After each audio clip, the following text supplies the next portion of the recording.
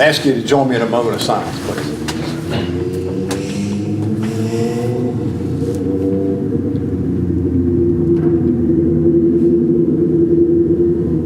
Thank you. We'll respect the flag. I pledge allegiance to the flag of the United States of America and to the republic for which it stands, one nation under God, indivisible, with liberty and justice for all.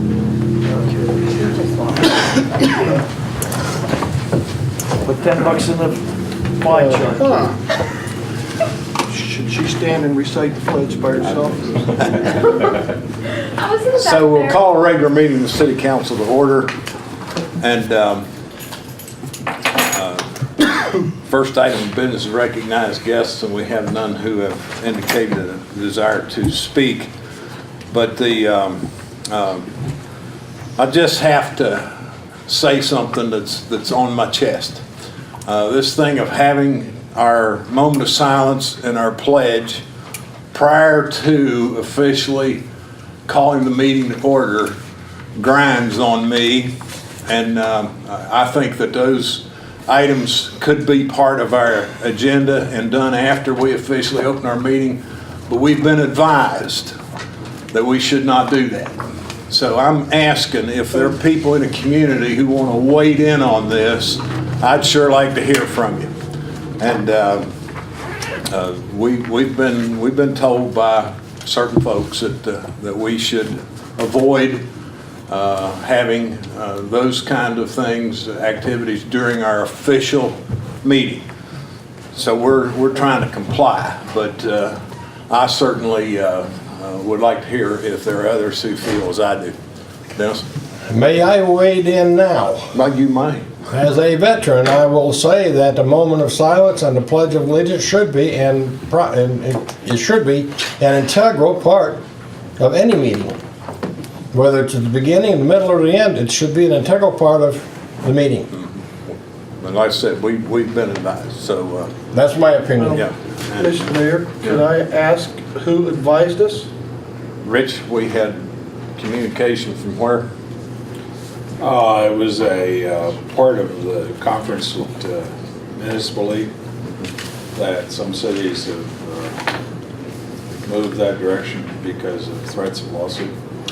You know, my feelings on this is that I read all the time in the newspapers where cities around the country are standing up to this kind of suggestions. And through my Christian heritage and my patriotism, because I have served my country, and I frankly do not like that suggestion from the Municipal League or from anybody else. And if they want to come in and sue us, it's been done before in other places, and I believe that they have won the right to keep the religious things up on the walls and the Ten Commandments up in various places.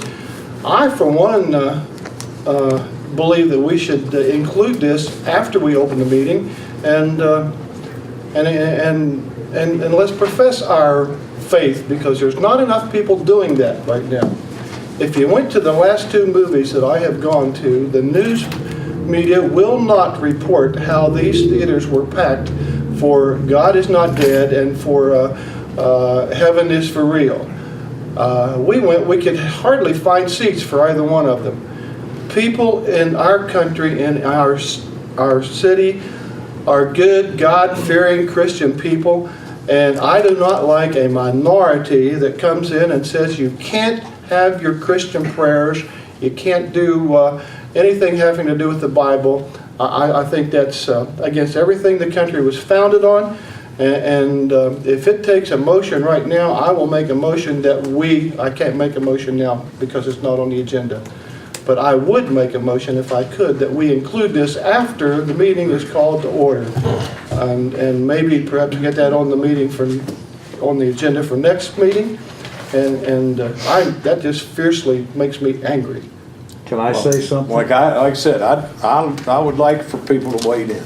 I would like for the community to rebel against this. Kenny, I'll take 2 minutes or less than 2 minutes. Got it. First of all, the moment of silence is not a Christian, it can cover any faith Yes. and those people that do not have faith, and I think that's an appropriate thing for us to do. And the Pledge of Allegiance, if we stop doing that, I think we have real issues in our country. And I think Nikita Khrushchev was right in 1958 at the UN. We don't have to be worrying about being defeated from outside our borders, it's from within. And this is an example of what we're facing as a country today.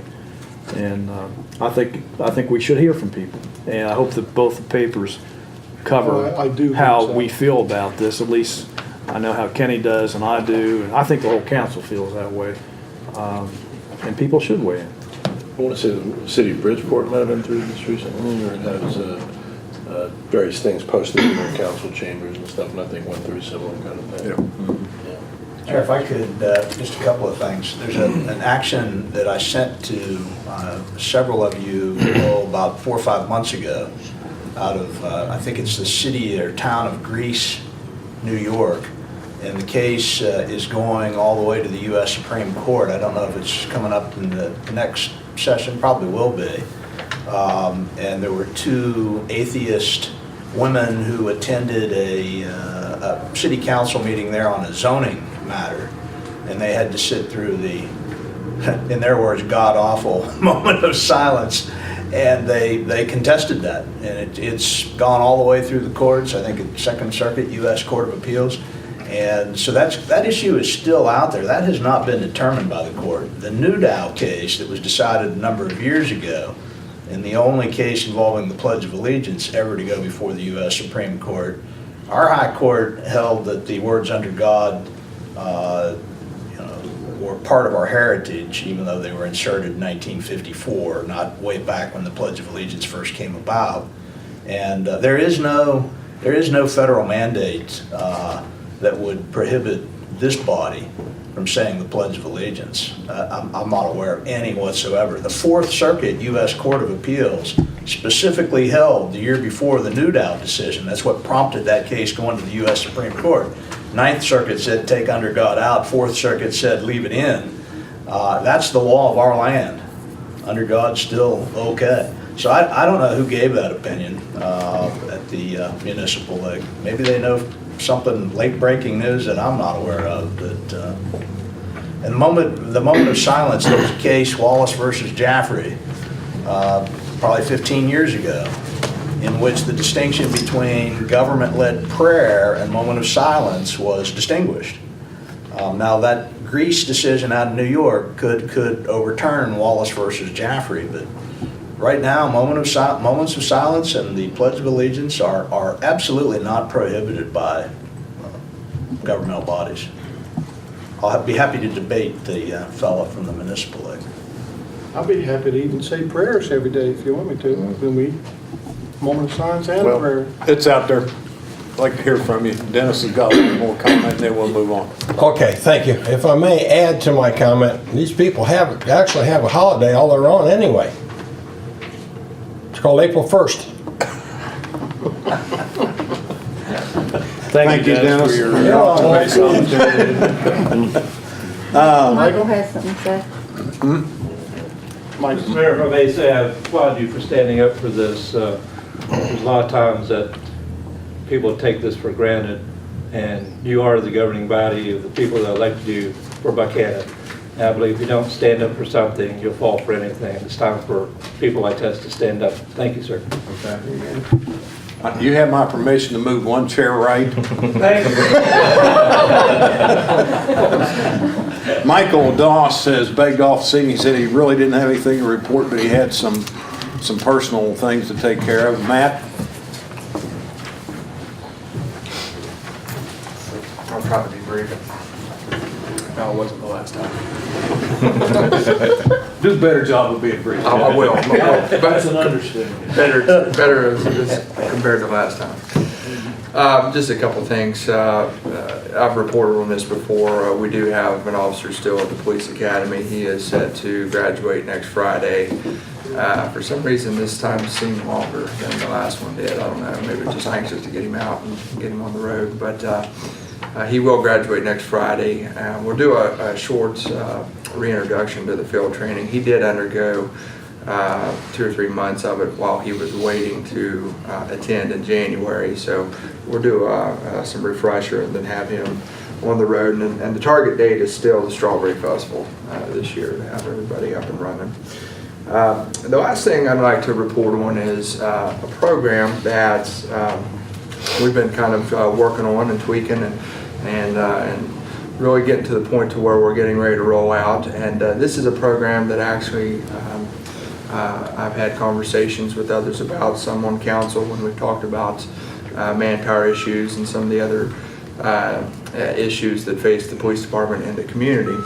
And that's the volunteer police program.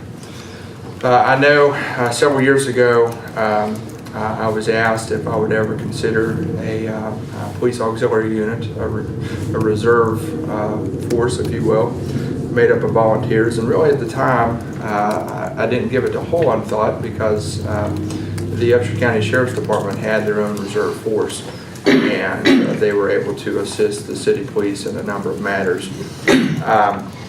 They still continue to assist us. I'm not saying that that is something that is no longer available to us, but it just seems like the time is right to venture out on our own and again, taking in the assistance of other agencies, but also having our own reserve corps here with the city police as well.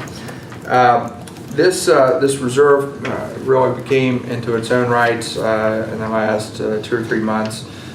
We were approached by members of the Citizen Corps, which is a wing of the Office of Emergency Management here in Upshur County.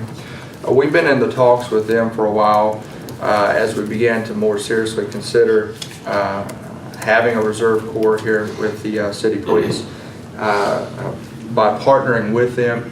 And if we partner with, and the idea with this is if we partner with Citizen Corps and the OEM, we would fall under their umbrella and be eligible for more grants.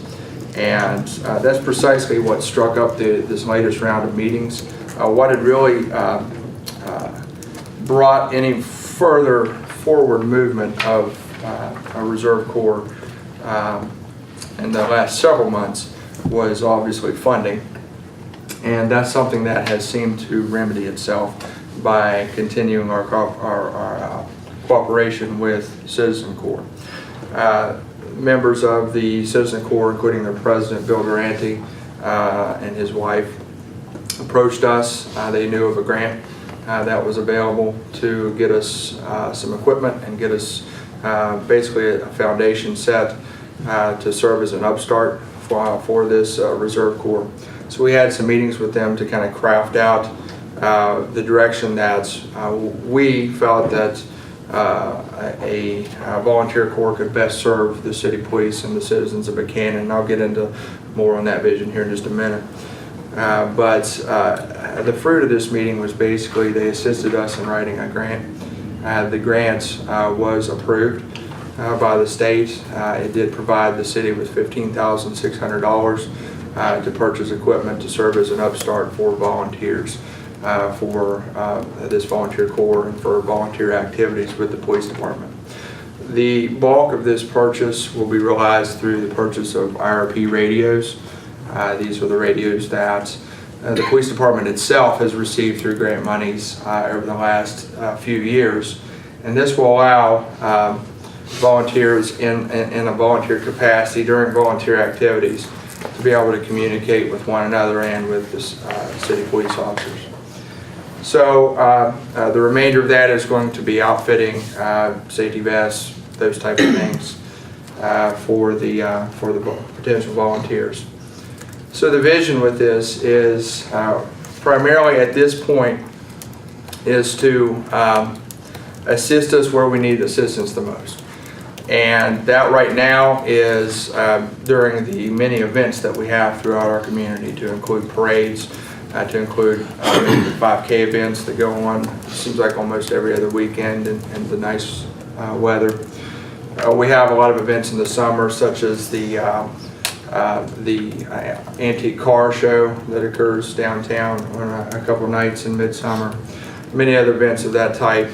throughout the community. I know just last winter we had a polar plunge. So there's always something going on in the community that could really, I feel, have a better response. And right now, with just our limited staff, it's almost next to impossible to be able to appropriately and effectively, in my opinion, respond to all the needs that are out there. And we definitely feel the pinch when it comes to parades. You know, I'm pulling people out on overtime. I'm working, you know, half to 3/4 of the staff at every parade. I'm pulling on resources. I've had the parking enforcement officer help me. I've had firemen help me. Just anybody who wants to put on a vest, I've had them help me. Strawberry volunteers, the list goes on and on.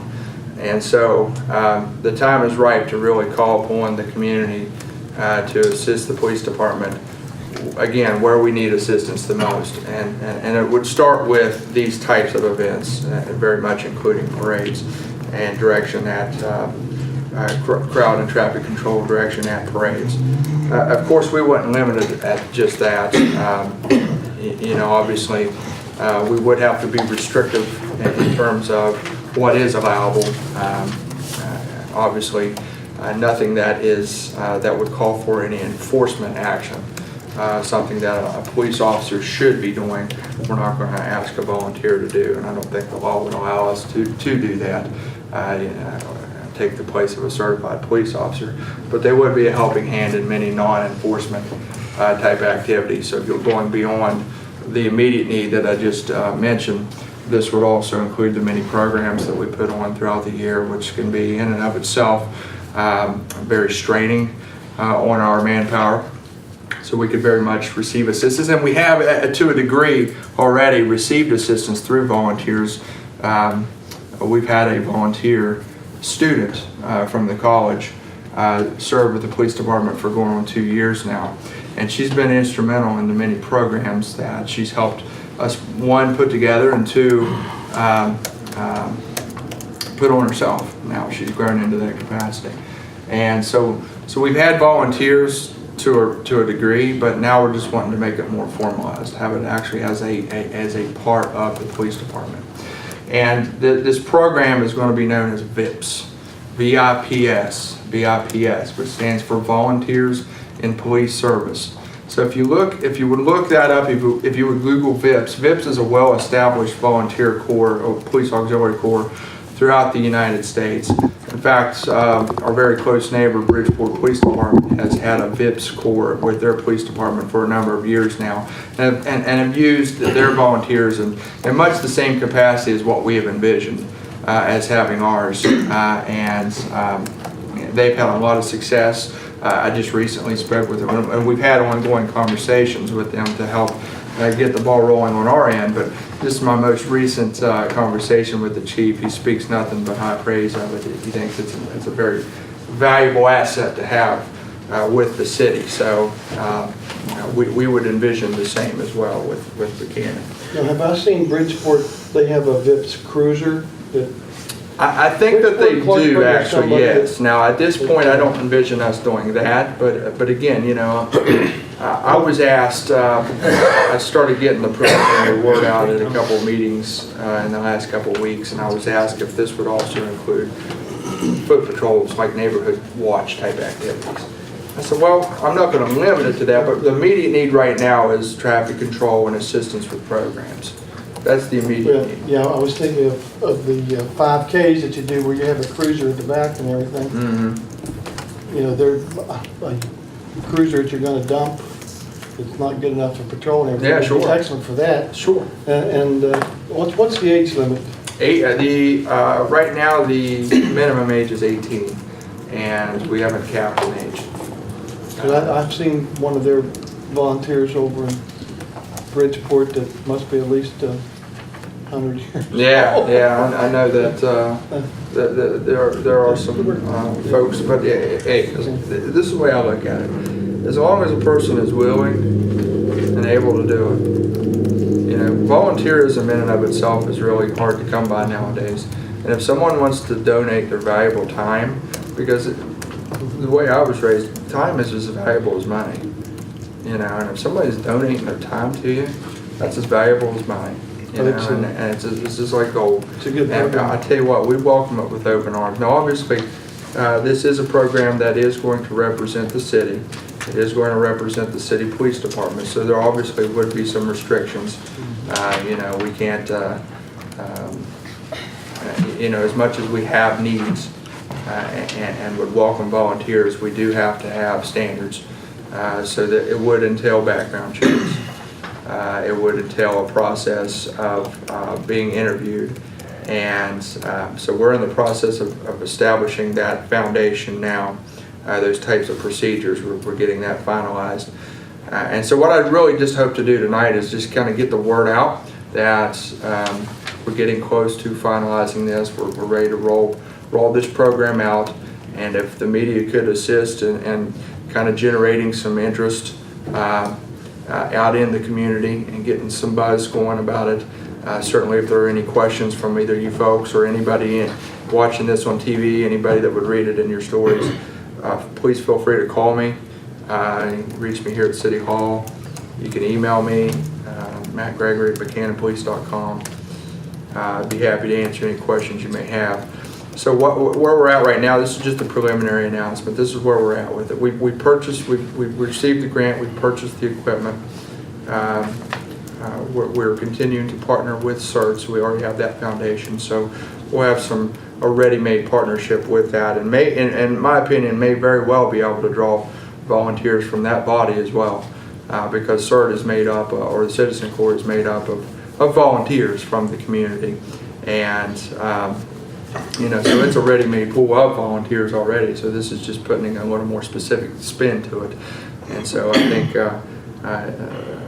you know, that may very well exist at this point.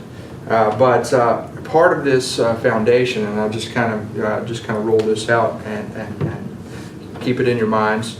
But the process that we envision to establish a person as an accepted volunteer, not only as a background check, but also to go through an interview. And this interview is made up of a board to include some members from the police department, but it also calls for a member of city council. And so if anybody would be interested, I'd welcome, I would definitely welcome the input and the expertise in assisting with that. And it also calls for a member of the Police Civil Service Board. So we can be thinking about that as we get a little closer to being a little more formalized. But right now, that's where we're at. That's what we've been working on. I know that's we were talking about manpower parades at our budget session there in the last couple of months, and I said I've got something I'm working on and we'll roll it out. That's what I was talking about. What I would envision in my mind is if I can create some buzz, and I'm going to try to be in contact with other organizations aside from Citizen Corps. Maybe send out some flyers through American Legion and other types of community groups about what we're doing here. Obviously, Strawberry Festival is going to be right in our way in terms of doing anything official, so we're going to try to get through Strawberry Festival, and once we do that, I would like to have enough buzz and enough discussion about this created that we would look at establishing an actual formal informational meeting here at City Hall or some other location. And I would envision that being maybe sometime in late May, early June. Again, once we get through Strawberry Festival, create some interest in this, and have a meeting. Invite anybody that's interested in that, come down and listen to what this is going to be about. And we'll go through all the nuts and bolts about what you need to do to apply, what you need to do to be accepted to this program. And then once you're accepted, and I'll go ahead and throw this out there as well, we're not just going to say, hey, congratulations, you're a member. We're going to train you. And the training will include our Citizen Police Academy, which is a 10-week program. Within this curriculum, we're going to tweak it a little bit. It's a well-established curriculum. We've had it in place for a number of years now. Been very successful in the past with other groups. But part of the training we're going to also tweak to make it job specific as well for the volunteers, to include how to talk on the radio and how to work a radio. Specific things like that, how to direct traffic and how to be safe when you do that. Those types of things we will train. the volunteer. Citizen Corps has expressed interest in training them as well in CERT, so they will be trained in disaster and emergency preparedness as well, and that will piggyback along with the Citizen Police Academy that we will host. And so all this will be free. We're not asking the volunteer to pay anything other than to supply a pair of khaki pants. The rest of it, the grant has provided for. It'll provide the radio that will check in and out at events. It's providing the shirts. It's providing the vest that they'll use as a safety feature at various events. And then the training the department will sponsor. We will put that on ourselves, just as we have with other academies in the past. So the only thing we ask for of the community, anybody that's interested in this, is their enthusiasm and their time. And so we can take care of the rest. And so once we have this informational meeting, again, this is where we really start the ball rolling and get the information out to all those who would be interested in being a part of this program. At that point, I would envision us taking applications and leading up to the selection process, which would include the interviews with the board and then the backgrounds. And then I would envision letting that go through the summer, primarily to give it a little time to get applications in, but then also primarily because that's vacation season as well. And looking at a target date of sometime in August, mid to late August, at having the first training sessions and getting everybody ready and up and running. And that way we would really fully be able to get our volunteers into action, beginning with the fall parades and the mini fall activities that the police department's involved in.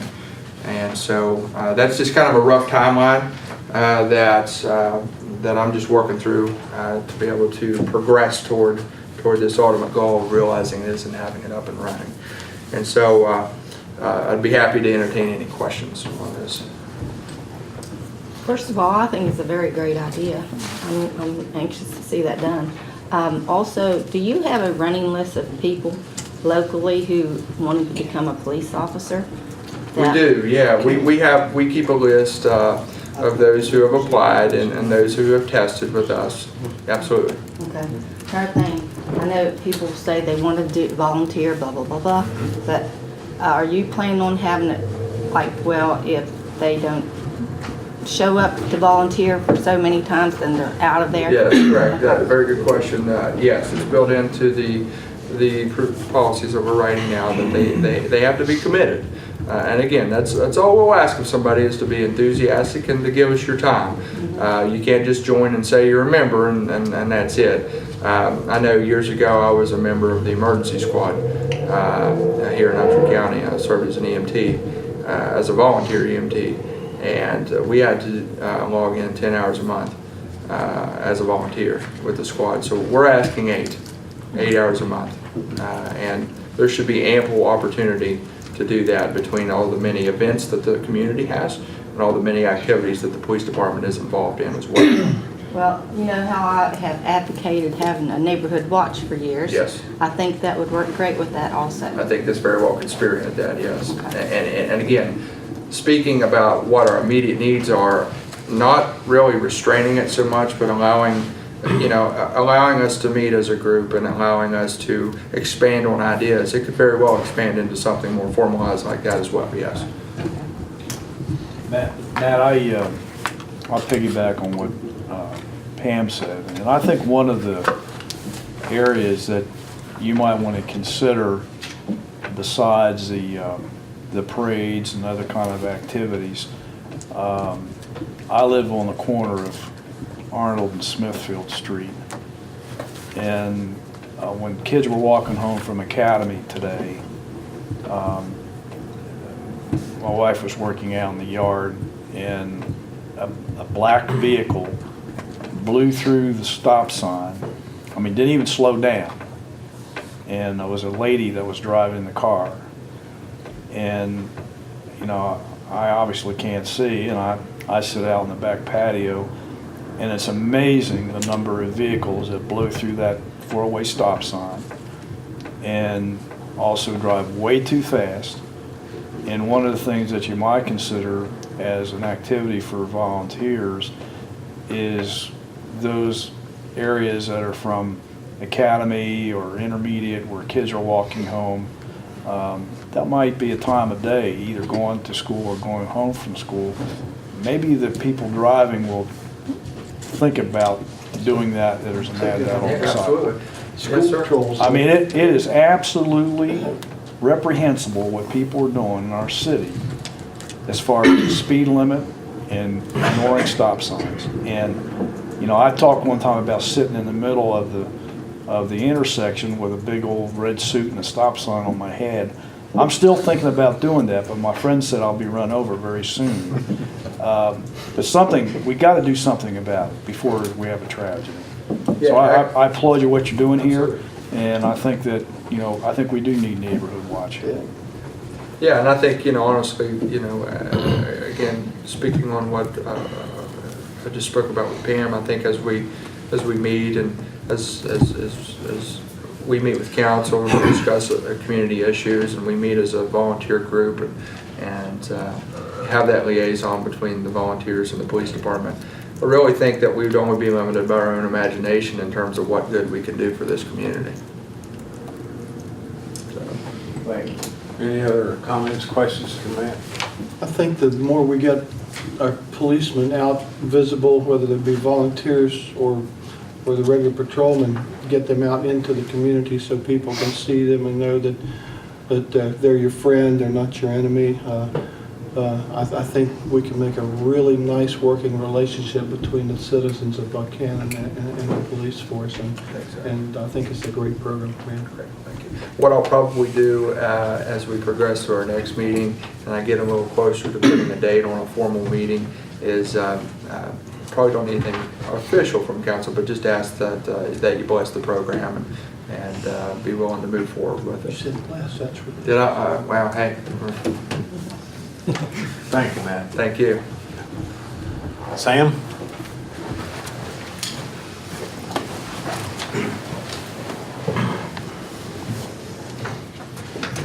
Well, we did have a sanitary board meeting today, after 3 months.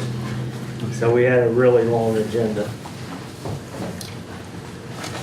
The first thing was budget revisions for current budget, and Michael presented some adjustments which were accepted.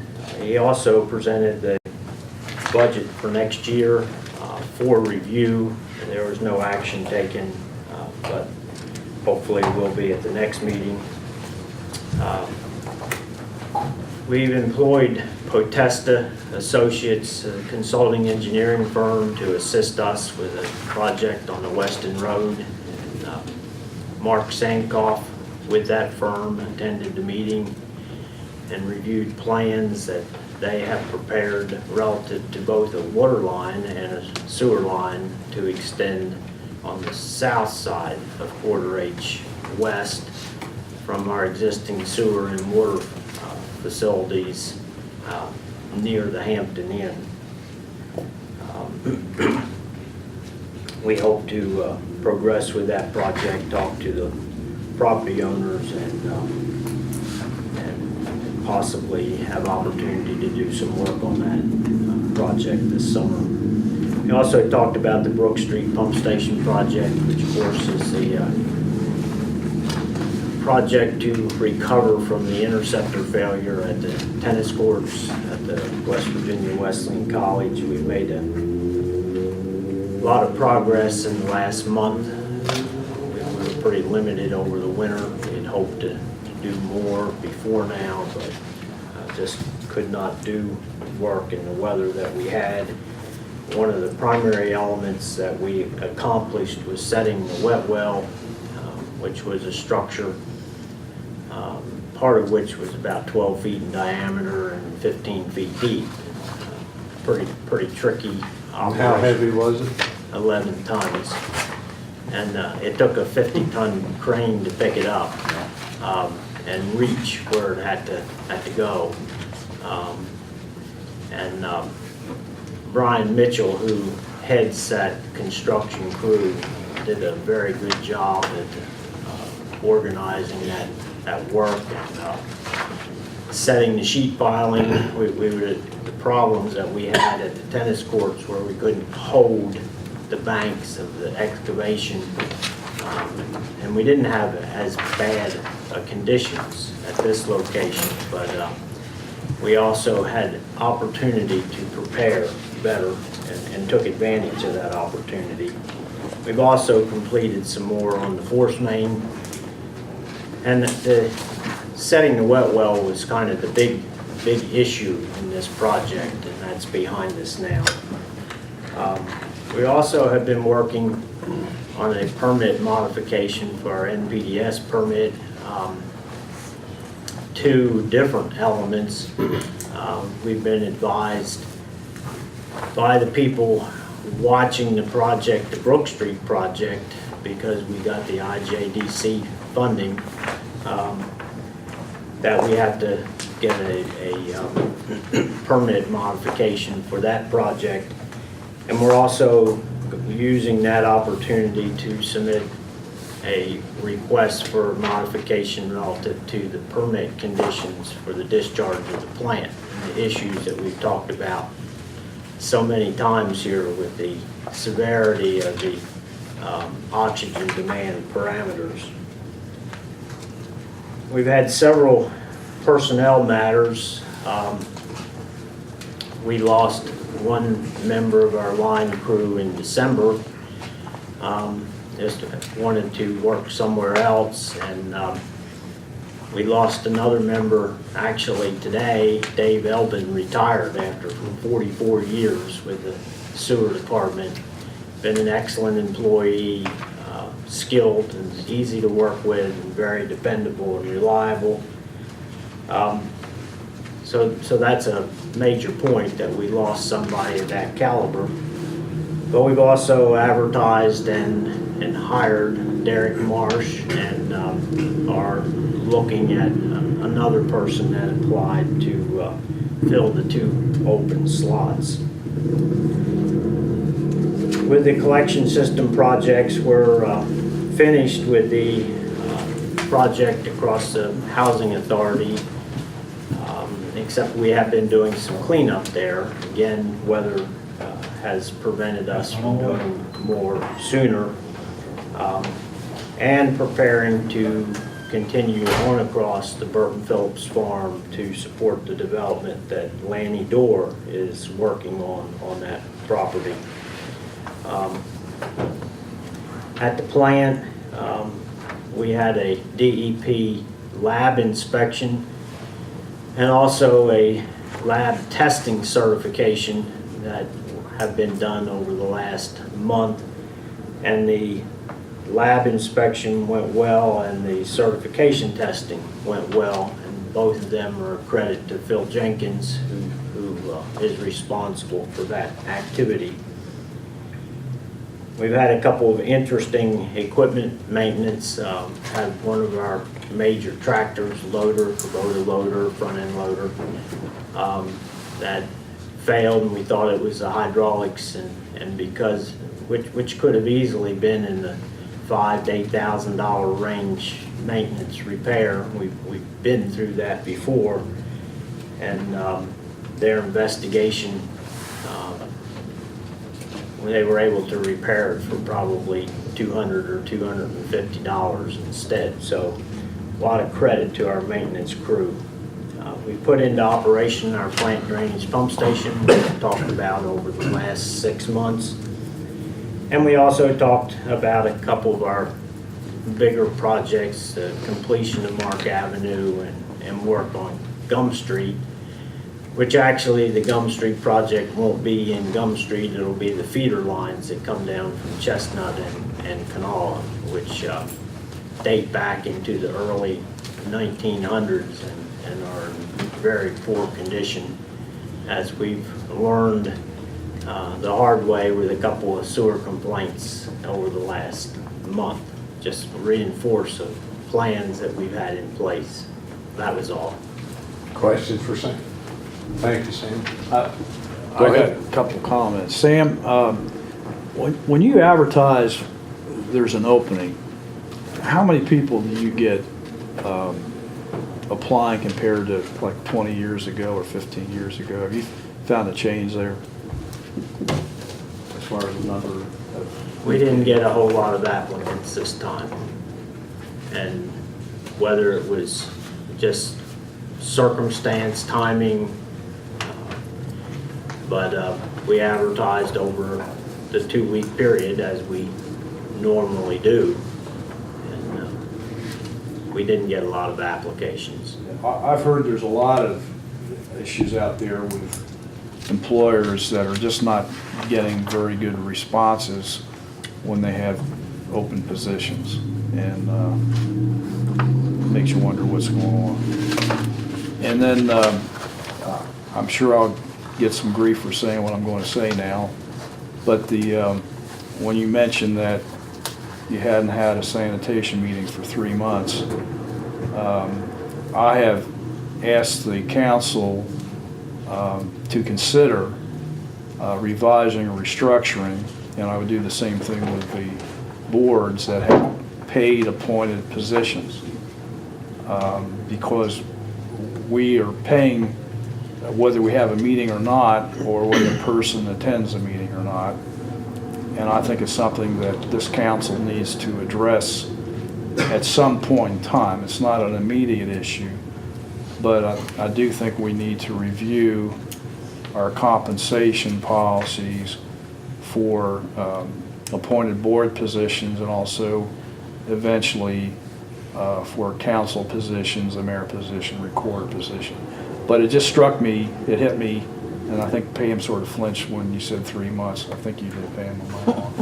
But I just think it's something that we need to be aware of and take a Well, we serious look actually at. missed 2 meetings, and it was circumstance. Yeah, I understand that, but I think that I'm just advocating that we, look at how we're doing it for the future, not something immediate. Thank you. Whose turn? Tom's. We too have presented budget revisions to the water board, got those budget revisions approved. We also have a proposed budget pending, waiting review of the water board members. We hope at our next meeting to get that finalized so we can get that to council probably in late May or June. I would anticipate doing that. I have completed our 2013 Consumer Confidence Report. It's an annual report that I'm required to produce about all the testing in our drinking water. By April 1, I'm required to have that out to all the public service districts, and they put it in a local paper or whatever their requirements are. I have until July 1 to have it printed locally in the paper, so I'll probably do our printing for the public in May. That's typically when I do that. I'm pleased to announce we have a couple higher certified operators at the plant. Melvin Perry has passed and has in his possession his Class 4 license. That's the highest we can obtain in West Virginia. I'm pleased to announce that. And then we hired an operator in training 2 years ago. 1st of April, he was able to secure his Class 2 certification. So he's progressing very well in his training process. Kelly has had 2 water leaks. Out as a result of one of those, there was a boil of water issued on Roddy Heights. He would also like to report that, again, remind everyone that beginning April 21st, we'll begin our spring hydrant flushing, and that will progress during the week as time permits, as projects permit that to happen. And it usually takes a week and a half to complete that, pretty much. So be aware that spring hydrant flushing is scheduled to begin April 21st. We have several projects in engineering with Jay Holland. I would prefer to defer those so he could discuss those with you in case you would have any questions, but one of them is water storage tank project bid. And we have a water treatment plant renovation process going on. We went and met with the engineers several times and negotiating timelines and negotiating things that we would like to see addressed or concerns that we would have. That's moving along at a good rate. We're very pleased with where we're at. And again, I would defer details for Jay to answer or report to you because he's overseeing those projects. And that's all I have, Mayor. Questions for Tom? I got a comment again. Go ahead. Hi, Tom. I talked to Michael Doss about probably a month and a half ago that I had a couple contractors that were a little concerned about, evidently the city has redefined the policy and or procedures in regard to turning on and turning off water for a home that is having some work done. And I understand that there'll be a letter be going out to the contractors, indicating to them what the policy procedure is and maybe even to the utility customers. I defer that to Kelly. Okay. He's overseeing that. All right, that's fine. I didn't know if Kelly would want to come up. Yeah, we're working on a letter for that, and the main reason for it is particularly endangerment to the customers. Right. The one that in particular that probably you're referring to, I'd actually had a gentleman that was retired from the city went by and said, "One of your employees leave their wrench in the meter barrel?" I said, "No." Went by and found the lid off right at the corner where they turned down an alley. And that in particular, and also that a lot of people don't realize when they get in the meter barrel and try to turn the ring style valve off, it's not just a matter of replacing that valve. It entails going to the main and actually cutting the street, which, a $20 valve is not that bad, but it ends up being a $3,000 cut in the road and having the people out to fix just that one little piece. Well, I support 100% what you're doing, Kelly, and I think it's good that we'll be sending something out to definitively express what our position is on this. We actually found one yesterday. It's smoker friendly. It's a locking lid, lid's off. I mean, there's no magician out there. Somebody has to actually take those off, and it's just trying to protect the city. Right. Yeah. I just thought it'd be important to bring that up, that you're going to be sending that out fairly soon. If I may, Mayor, I would like to discuss one more thing. We're beginning to see a shakeout of what I refer to as Senate Bill 373, better known as the Governor's Emergency Chemical Spill Bill. It has passed. He has signed the bill. There will be some requirements for the water utilities across the state. We are getting some early data from what's going to be required. And we anticipate within the next year we'll probably be doing 2 or 3 studies that will be required. We think there's some good things in the bill that's going to benefit us as a utility. There's going to be some things that will challenge us to comply with. But we're eager to enter into negotiations with DEP and see how it'll play out here locally. So you'll be, I'm sure, receiving updates on that. And that's all. Thank you, Tom. David? Thank you, Mayor. Some litigation things to report about. Good news, bad news tonight. Let's start with the good news. The good news is I've got a memo I'm going to read to you and comment about a case that involves all cities in the state of West Virginia that was just decided April 10th by our West Virginia Supreme Court of Appeals. Bear with me. Memo, 2 members of council, Michael Doss, City Administrator, Amby Jenkins, Assistant City Recorder, and City Supervisors from me today regarding West Virginia Freedom of Information Act FOIA update. This memorandum will update the council about some important updates. That's too many updates, but anyway. Respecting the West Virginia Freedom of Information Act that was first adopted by the West Virginia State Legislature in 1977. A few months ago, council was informed that the case of King, that is City of Nitro, versus Nice, would soon be argued before and decided by the West Virginia Supreme Court of Appeals. The primary issue involved in the Nitro FOIA case was whether or not municipalities and other political subdivisions of the state of West Virginia could impose search or retrieval fees in connection with FOIA requests to provide public records. The city of Buckhannon, similar to the city of Nitro and many cities throughout West Virginia, including Elkins, Bridgeport, Morgantown, and others, have long imposed such search or retrieval fees. Several state agencies have for many years imposed search fees for FOIA compliance purposes. Additionally, the federal version of FOIA has long allowed for the imposition of search fees, as have the majority of states throughout the United States. I conjectured earlier that the Nitro case might be decided by our state's high court in the same manner nearly universally decided in other jurisdictions.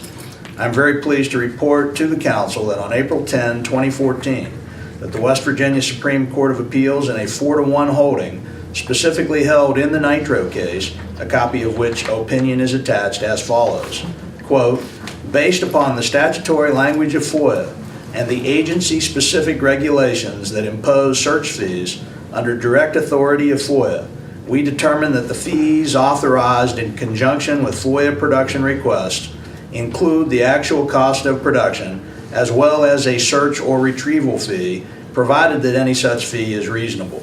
Through the legislature's formal approval of legislative rules which establish the use of agency-specific search fees under authority of FOIA, there can be no dispute that search fees may be included as part of a FOIA request. Given the undeniably clear position of the legislature on this issue, we find no basis for questioning whether search fees may be imposed under the authority of FOIA. Consequently, we hold that pursuant to West Virginia Code, Section 29B, Article 1, Section 3, Paragraph 5, a public body is vested with the authority and discretion to impose a search or retrieval fee in connection with a FOIA request to provide public records, provided that such fee is reasonable, end of quote. The state agencies approvingly cited in the Nitro case opinion charge various search or retrieval fees, in some instances on an hourly fee basis similar to the city of Buckhannon's search fee. For many years, the city of Buckhannon has charged an hourly search fee of $25 plus photocopy costs. Clearly, Buckhannon's search fee meets the criteria approved by our state's high court in the Nitro case. I recommend that our city, by ordinance, reflect its awareness and embracement of the King, that is City of Nitro versus Nice case, while reiterating and reapproving Buckhannon's fee schedule that has long been the policy of our city. Since requests for the furnishing of electronic documents has become more commonplace, there should be provision made for that option, along with some fee for reducing electronic data to disk form or otherwise providing the requested information electronically. While it has long been our city's policy, I further suggest the formal designation by ordinance of the city recorder as the city's FOIA compliance officer, with the assistant city recorder also being specifically authorized to act in the absence or stead of the city recorder. I believe that our Buckhannon municipal government has always been fully compliant with the provisions of FOIA, and such an ordinance as that which I am recommending will only further formalize our city's commitment to that end. If you have any questions or comments, please feel free to contact me. And I brought with me tonight because, sometimes I think there's a temptation among representatives of government to start to treat that government as their own. And, there's a declaration of policy which hasn't been amended since this act went into effect back in 1977. It's just a paragraph long. If you bear with me for a second, there's some good stuff in here. This is the declaration of policy under West Virginia's Freedom of Information Act. Pursuant to the fundamental philosophy of the American constitutional form of representative government, which holds to the principle that government is the servant of the people and not the master of them, it is hereby declared to be the public policy of the state of West Virginia that all persons are, unless otherwise expressly provided by law, entitled to full and complete information regarding the affairs of government and the official acts of those who represent them as public officials and employees. The people, in delegating authority, do not give their public servants the right to decide what is good for the people to know and what is not good for them to know. The people insist on remaining informed so that they may retain control over the instruments of government that they have created. To that end, the provisions of this article shall be liberally construed with the view of carrying out the above declaration of public policy. That's some pretty good stuff. Can you send that to the President of the United States and put it on? Sure. There's a similar provision in the federal Freedom of Information Act too. I think maybe not quite as grandiose as the one in West Virginia, but that's a good kind of a reminder about what the Freedom of Information Act is all about.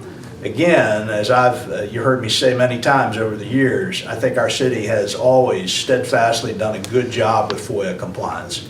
The trade-off with FOIA is that there is a temptation, if there's no cost associated with making governmental employees retrieve information, that you could literally bring government to its knees through unassessed cost of FOIA compliance. So that's the trade-off. That we've tried to keep the cost down with that, and our fees, as I mentioned to you several months ago when we were first taking this up, is not any different than what a lot of other cities charge throughout West Virginia, including some of those cities that are seen to be pretty progressive, such as Morgantown, Elkins, Bridgeport, of course, Buckhannon, and others. So. Do you need an ordinance, David, or can you just do a resolution saying we support what we've done in the past? I'm suggesting an ordinance because it would formally designate the city recorder. There are, since it is a fee, since the state code says fees should be regulated by ordinance, while we've had this policy for many, many years, there is not an ordinance per se in Buckhannon. Many other cities do not have ordinances that formally set the fees.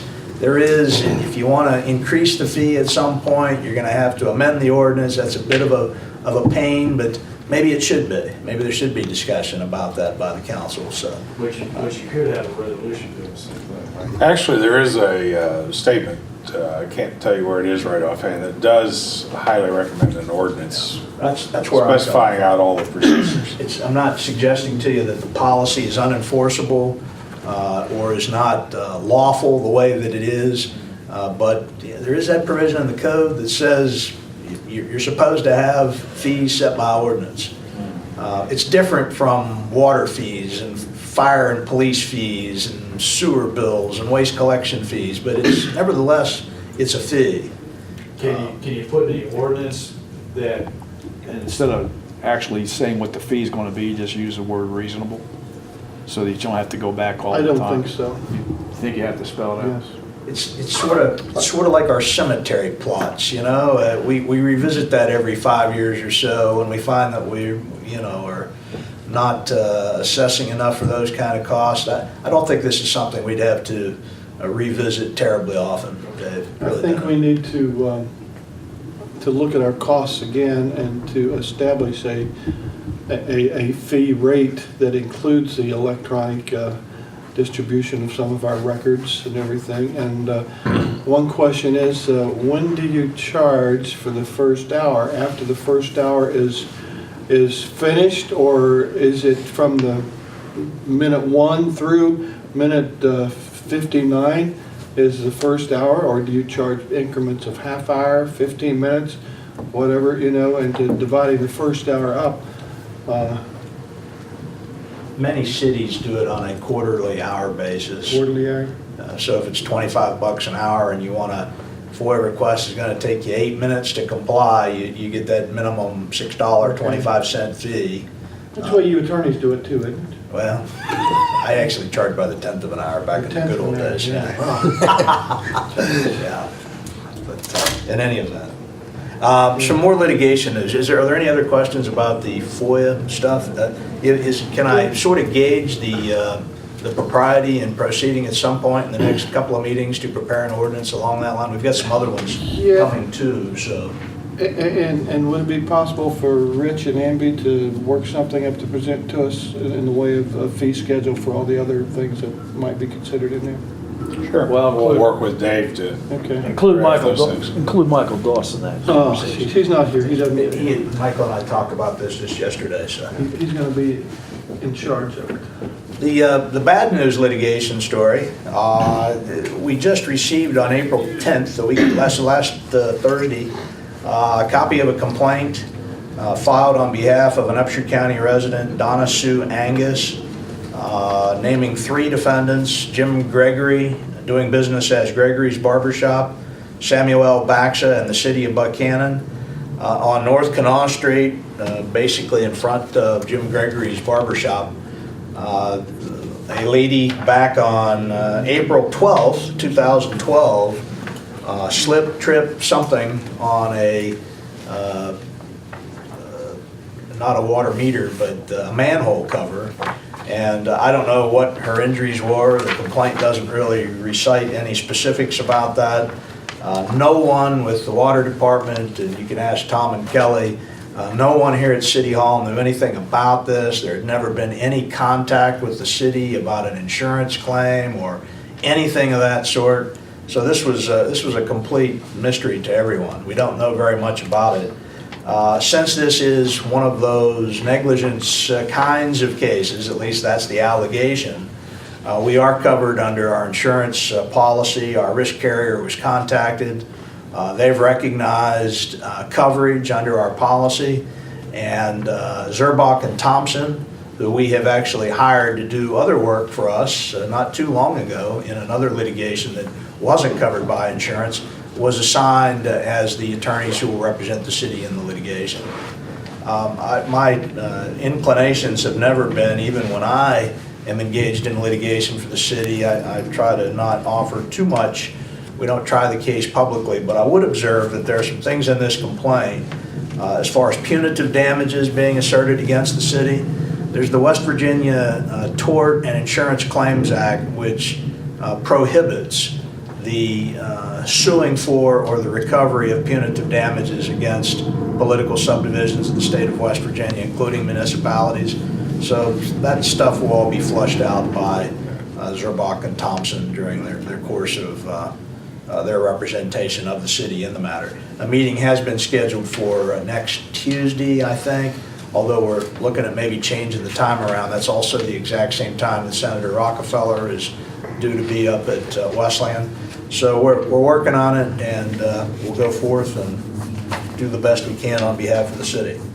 A couple other real quick things. The AFP real estate swap that was approved pursuant to Ordinance 379 a couple of meetings ago, that 30 days came and went this past week, and we prepared the deeds to effect that swap, that transfer.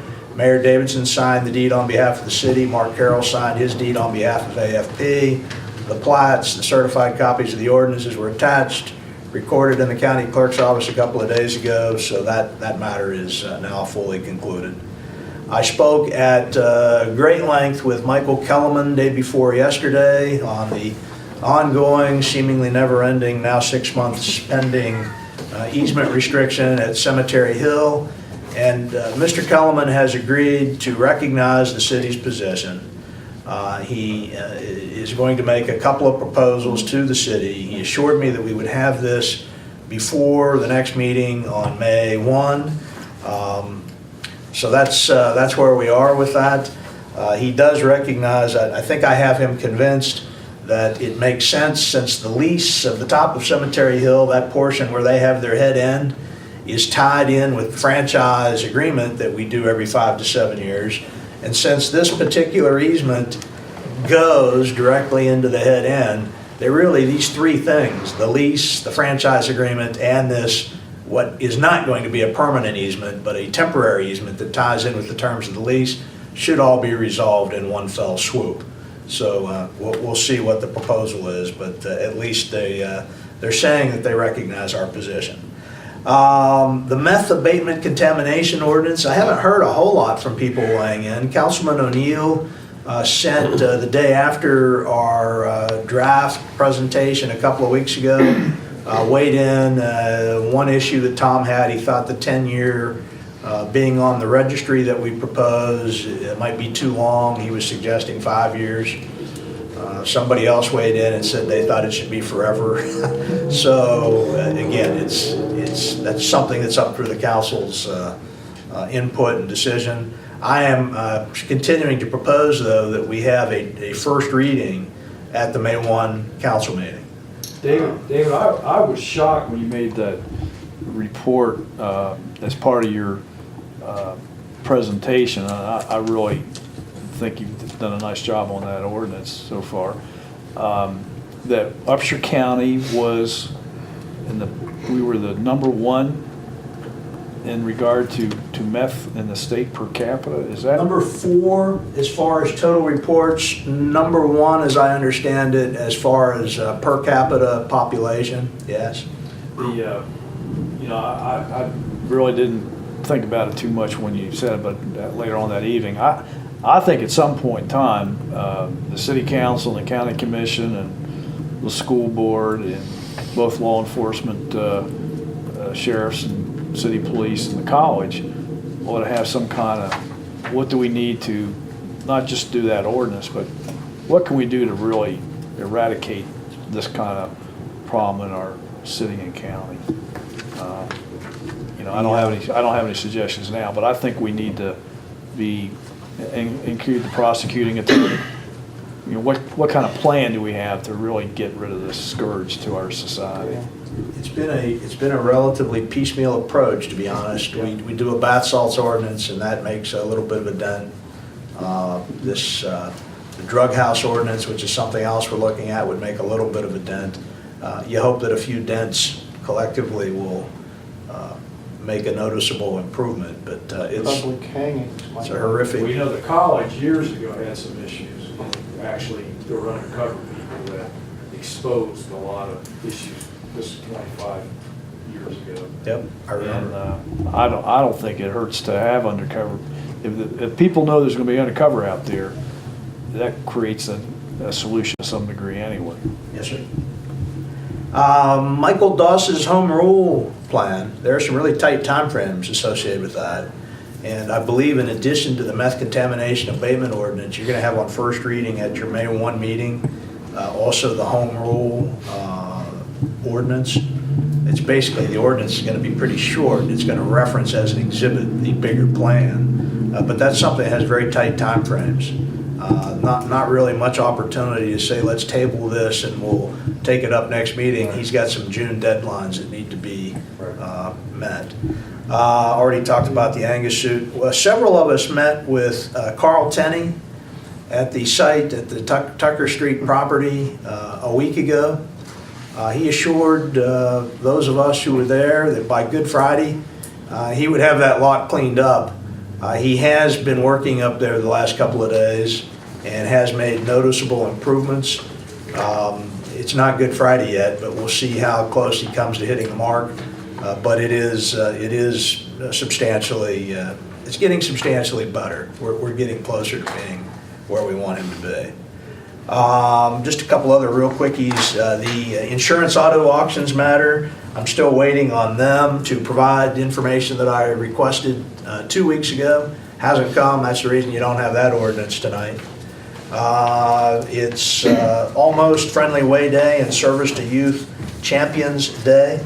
And there are some sneaky being discussed names for both of those honors. So maybe at the May 1 meeting, the council will be asked to, am I allowed to say sprinkle your holy water on those nominations?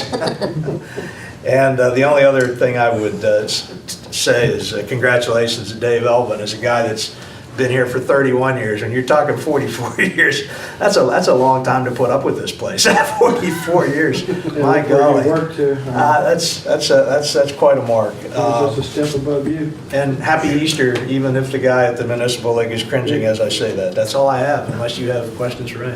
I have a comment about the meth abatement. Well, I have been receiving a lot of comments, more than I thought I would. And I thought everything was going to be positive that I received on that, and I'm getting negative comments about one issue on it, and that's the inclusion of marijuana in there as the residue to be tested too. I've been saying, look, when the state makes marijuana legal, like a couple of other states have, perhaps then we discuss that, but the argument there has been medical purposes and everything, so I don't know how to go about this as far as the marijuana issue. I realize that it's a very similar to prohibition back in the days when alcohol was prohibited and not legal. One of these days, maybe marijuana will be too. Honestly, I don't put marijuana in the same classification as the meth and all that stuff. As far as a cleanup go, there's no cleanup to do from marijuana residue. It's not harmful to anything like the meth is. Maybe we should reconsider for a moment, or at least talk about it. The word marijuana isn't actually in the ordinance, but what Brandon Lewis has pointed out is there are these concoctions that people are doing a bath salt synthetic marijuana mix with other drugs that leave these residues that are just as harmful as methamphetamine is. Right, I understand that. So it's those situations. I don't, the ordinance doesn't stand for the proposition that if somebody gets arrested, that they have a marijuana joint on them, that we're immediately going to bring the EPA in and Brandon Lewis with the state meth lab and try to kick people out of their houses. That's not what this is about. I think that, and this goes to everything else with city council, if people want to be informed, they should come to the council meetings and attend the hearings that we have on these positions. I think you'd learn a lot by coming in and listening, and asking your questions to us and to the expertise of the people that are here. So when we have these, the first reading, the second reading, whatever, please come on into city council and express your concerns, because it's not official until after we've made everything through the readings and made corrections, if there need be any.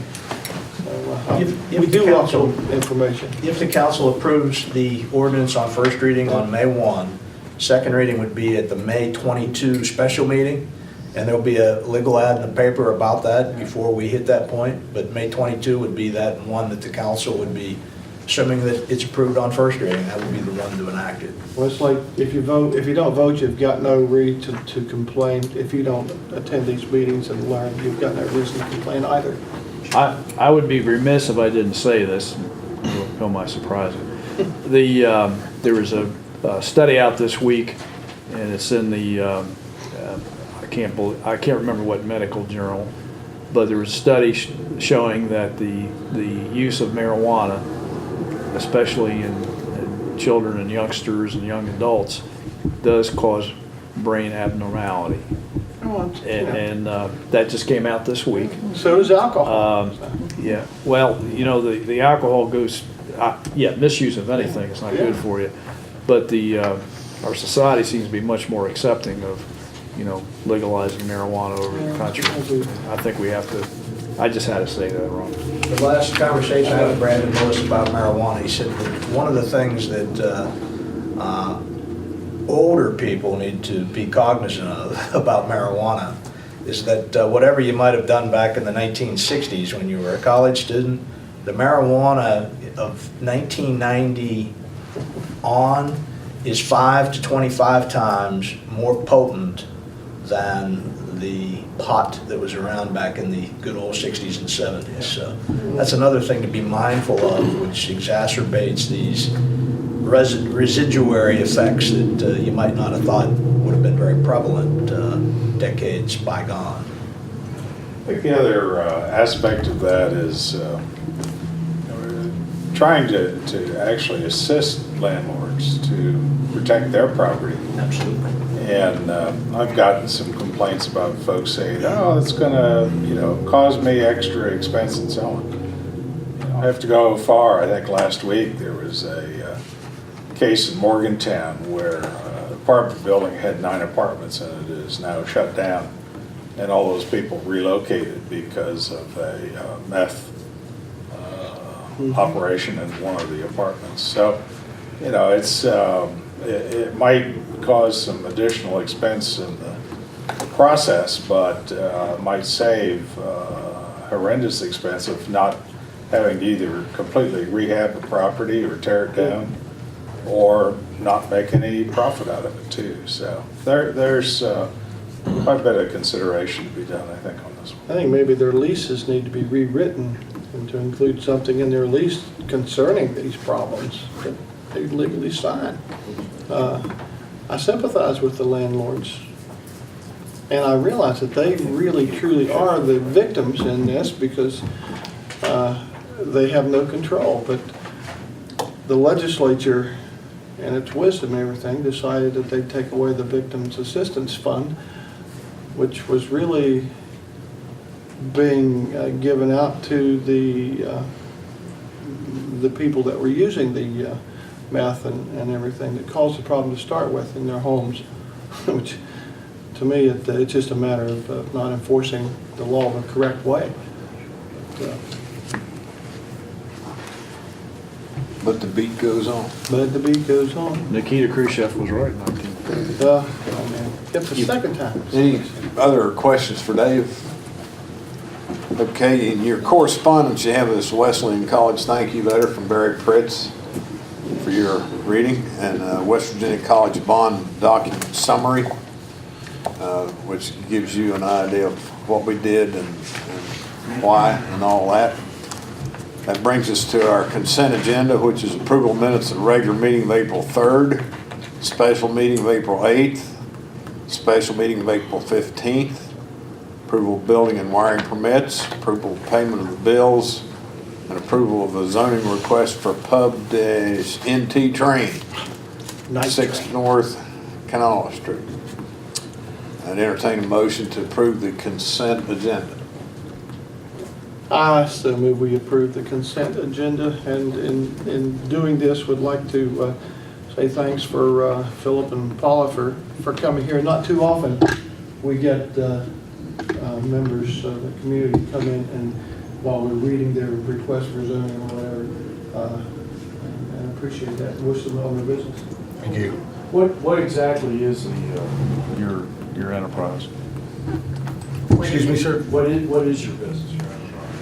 It's a pub. Yeah, it's in the old town, what was the old town tavern building when I grew up here. Used to have really good burgers, I remember. We're going to We're again. going to again. There you go. And home cut french fries. They may not have been very good for you, but they sure were tasty. That's it. I'm waiting for a second. I'm second. Call the question. Maybe we should all get a free burger. No, we can't do that. Now it's appropriate to discuss the matter. If there's other questions or comments, or Ron made a move to first, right? Who seconded? I did. Okay. Pam seconded, not call for question. all in favor, question's been called, all in favor say aye. Aye. Opposed, no. Ayes have it. Thank you. We have requests to open an alley between Barber and Tucker Streets.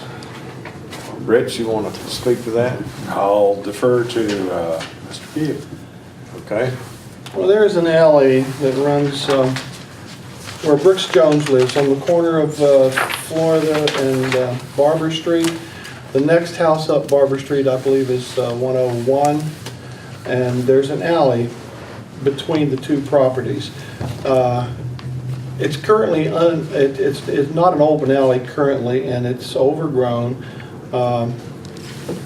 The house next to it has used it for tearing down Jeeps and building new vehicles out of them, parking stuff in there that keeps Mr. Jones from getting into what used to be a little garage that's alongside the alley.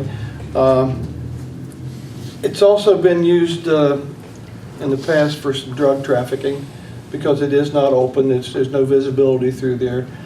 I think it would be to the benefit of the citizens of the Barber Street area and the Tucker Street that this alley be opened up, which would allow police patrol through the alley and keep it open. That would be a safer environment in our community. There may be some problems with some trees that are on the alley right-of-way right now.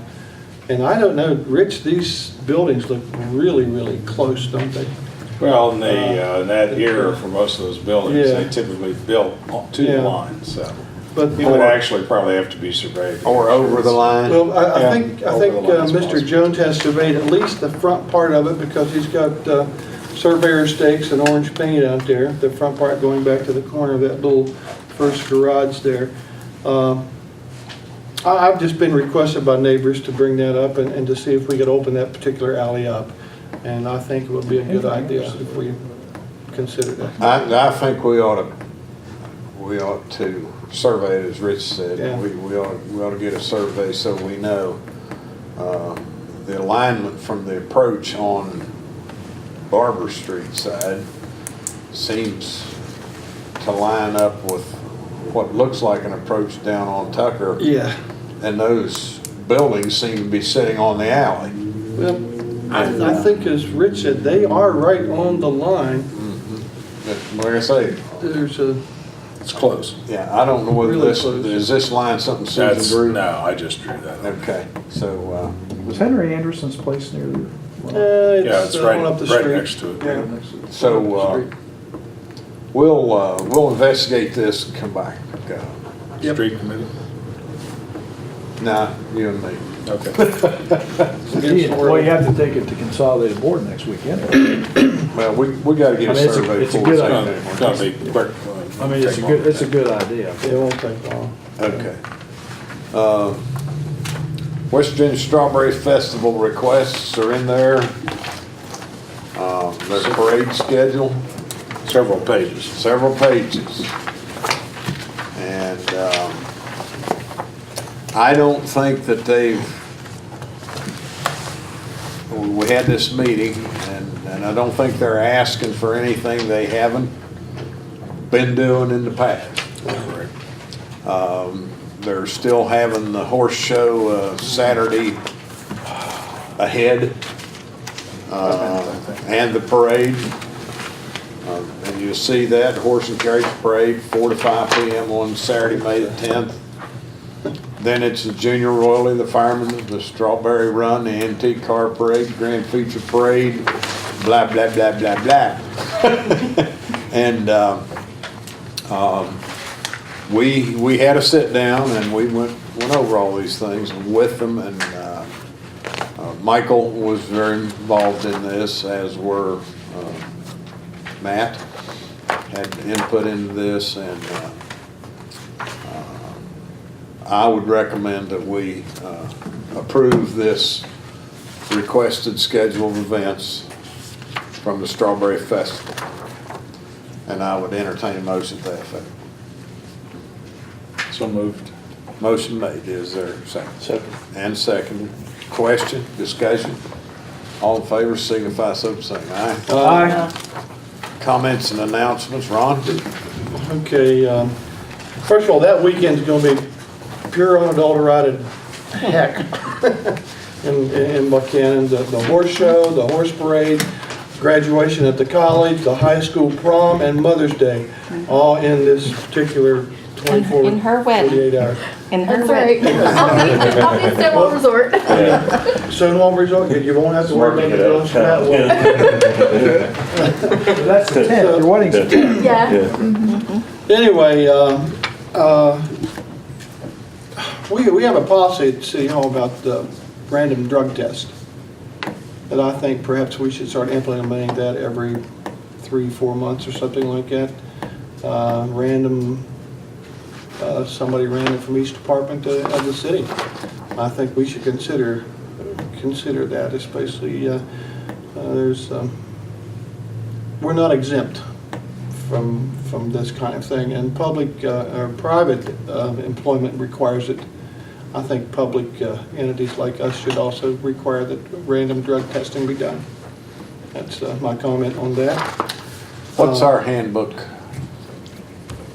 We require that, not for all employees, we require it for Authorized those. for certain It's for those who have, vehicles. who are going to be in their line of their duty, will be driving a vehicle, and we do that drug testing, that random testing. Am I, We do? Yes. is that right? I believe that's correct. I think that's in the handbook. Is it, Yeah. Yeah. Well, that's in the handbook, but I don't think that we took on the random drug testing for all employees. Would you check that out, please? We need to go back. Kelly raised his hand. Some of that was a voluntary basis a few years ago, that employees that didn't have their CDLs, because CDLs, I think they have to be random drug tests. Yeah. But the ones that could opt to take the random drug test, and several did, and their name was put in the pool to be random drug tests, but not all are. Well, you And know, I believe the actual selection is done by the hospital. Correct. They have a unit up there that does the test. They do the randomness of selection of employees and call them in to be tested. So, well, I just don't think, I didn't know it was being done right now, because I never hear anything about it.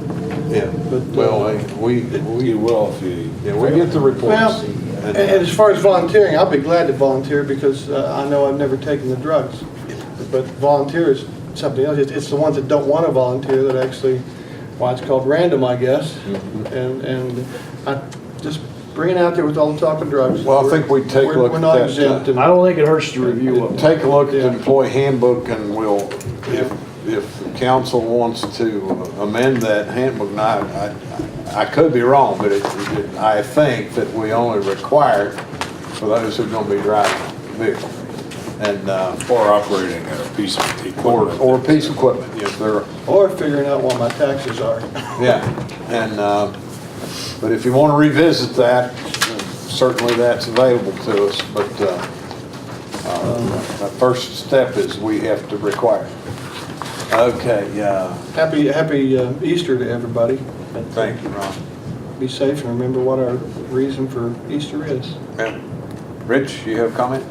I'd just like to remind folks that planning, and this is the season that they start doing some construction projects or fences or whatever, stop into City Hall, fill out a necessary permits. Don't wait to the very last moment like some folks did today. It takes a little bit of time to turn those around and get them back to you, particularly if your property happens to be in a flood zone. That creates a number of additional steps that have to be completed before you proceed. That's all I have. John? Guys, thinking about that weekend, and I hope that the horses don't end up at the prom, and there could be a lot of mix-up. Oh, that could be, yeah. I just, honestly, I just wanted to reiterate the letter Barry Prince filed at some of the works of the college as part of things at the city as well. We go to conferences and things all the time and hear of other colleges and universities who aren't as fortunate to have as good of working relationships as we're lucky to have. It really makes us, we invite visitors to this area and those kind of things. It makes a huge difference to us. So we appreciate everybody's work. Great. Pam? This West Virginia Strawberry Festival schedule, on top of that, have they requested any funding from the city?